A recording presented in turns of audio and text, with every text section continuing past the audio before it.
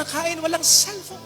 Kahit pa naka-silent mode yan, sinisigurado ko sa'yo, pag ilaw niyan, pag vibrate niyan, tumitingin ka rin dyan, di ba?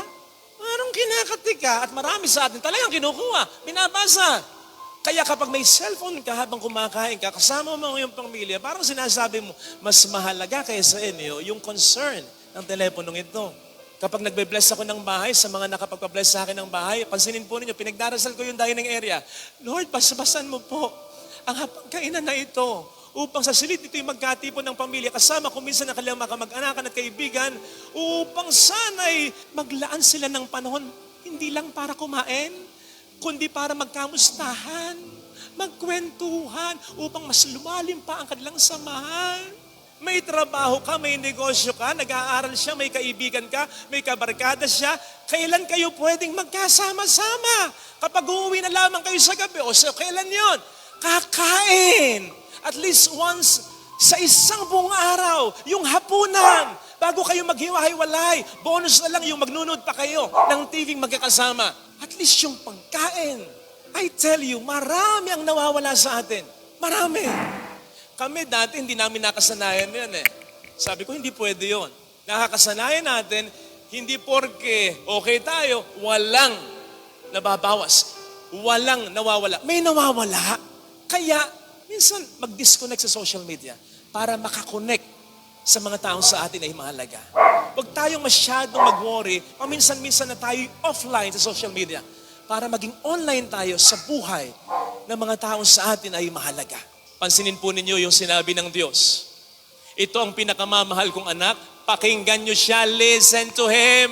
Palagay ko ang sinasabihan niya, sa puntong yon, si Pedro, Santiago at si Juan. Napansin niyo po ba, nang sinasabi ko kanina, yung halaga ng presensya, ang sinabi ko yung presensya ni Moises, ni Elias, at ang Diyos Ama. Hindi ko sinabi yung presensya ni Pedro, Santiago, Juan. Sila yung kasama ni Jesus na umakyat ng bundok. Bakit hindi ko sinama yun kanina? Kasi nandun nga sila, pero absent-minded sila.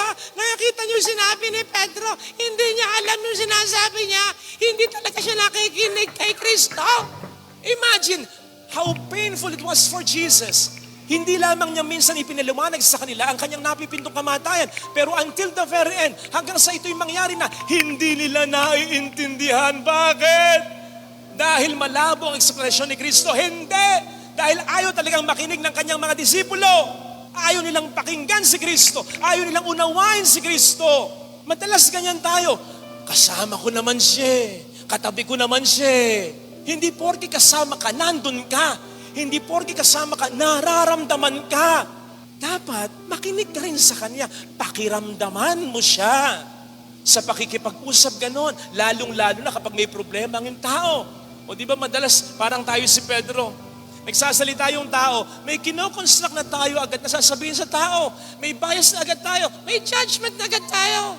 Humihintay ka lang makapagbatin ka, o kaya kahit tapusin mo, ito sasabihin mo, o ito dapat mong gawin.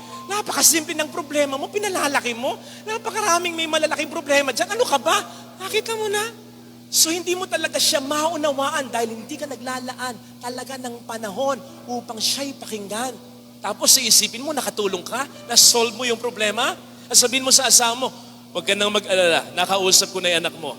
Nakausap mo nga ba talaga? Kinausap mo, nagsalita ka. Pero ang tamang pakikipag-usap, hindi pagsasalita lang, more on pakikinig ang pakikipag-usap. Because listening is an act of love. Tanggalin mo ang isang tenga, pagdugtungin mo, mabubuo mo puso. Sapagkat ang tunay na pakikinig, hindi papasok dito at lalabas dito. Pagpasok dito, dapat dumiretso sa puso. Pinakikiramdaman mo, may malasakit, may pagmamahal. So that listening will really be an act of love. It's an act of love kasi mahirap makinig. Mas madaling magsalita. Salamat kung na-appreciate nyo yung mga sinasabi ko at yung paraan kung minsan ng pagsasabi ko. Pero sinisigurado kong mas ma-appreciate nyo ako bilang tao at bilang pari ninyo.